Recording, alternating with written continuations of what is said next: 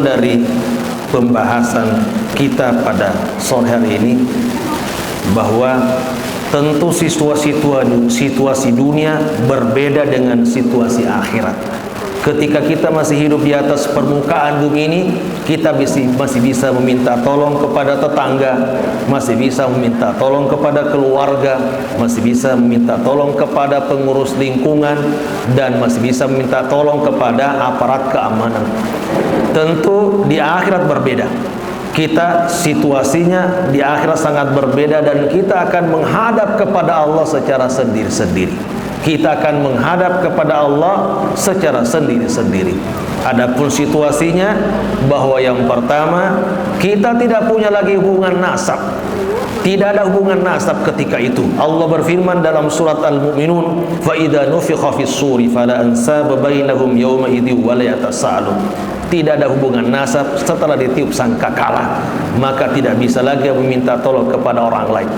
Boleh jadi kita berpandangan bahwa saya punya harta banyak punya anak yang banyak, bisa menolong saya, bisa beri manfaat kepada saya.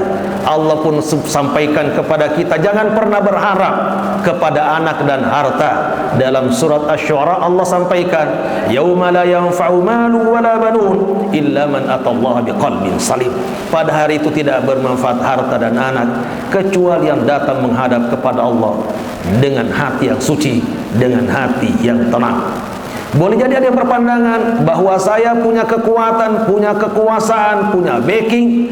Allah pun bantah dan mengatakan tidak, di akhirat tidak ada backing dan tidak ada yang bisa menolong kita. Bahkan penguasa pun akan tidak bisa menolong dirinya sendiri. Hari itu kemudian Allah akan buka rahasia-rahasia kita. Yauma tublas sarair fama lahu min quwwati wala nasir. Ketika hari itu tidak ada lagi orang yang bisa menyembunyikan rahasia-rahasianya, Allah akan bongkar semuanya. Dan ketika itu tidak ada yang bisa menolong, dan sekaligus tidak punya kekuasaan dan kekuatan lagi. Maka tidak bisa ada yang bisa diandalkan. Boleh jadi ada mengatakan bahwa saya banyak teman Facebook saya, teman WA saya, teman TikTok saya, sangat banyak bisa berikan dukungan kepada saya. Allah pun katakan, al-akhillau yawma idzin ba'dun li ba'din aduun illa al-muttaqin, bahwa teman setia, teman akrab pada saat itu akan bermusuhan, kecuali orang-orang bertakwa akan saling berteman, tetapi setelah dijamin masuk surga semuanya. Untuk itu, situasi akhirat sangat rumit, sangat mencekam, dan yang bisa memberikan pertolongan adalah diantaranya adalah Rasulullah SAW. Untuk itu di bulan Maulid yang kita peringati kelahirannya, mari kita kemudian meningkatkan kecintaan kepada Nabi, karena inilah harapan satu-satunya terbesar kita untuk memberikan pertolongan kepada kita. Semoga dengan syafaat itu kita bisa kemudian mendapatkan secerca harapan untuk masuk surga ketika seluruh keluarga kita akan lari dari kita, ketika harta dan anak tidak lagi bermanfaat, ketika jabatan tidak memberikan faedah apapun, ketika pada hari kiamat tidak ada lagi backing segala macamnya, maka Nabi insyaallah akan datang untuk memberikan syafaat kepada. Syaratnya apa? Di antara syarat untuk mendapatkan syafaat Nabi adalah mari kita terbiasa mengucapkan kalimat la ilaha illallah betul-betul ikhlas karena Allah Subhanahu wa taala, bersumber dari hati yang dalam. Mari kita biasakan bersalawat kepadanya, mengikuti sunnah-sunnahnya, mencintai Nabi, mencintai pengikut Nabi, menyebarkan ajaran-ajarannya.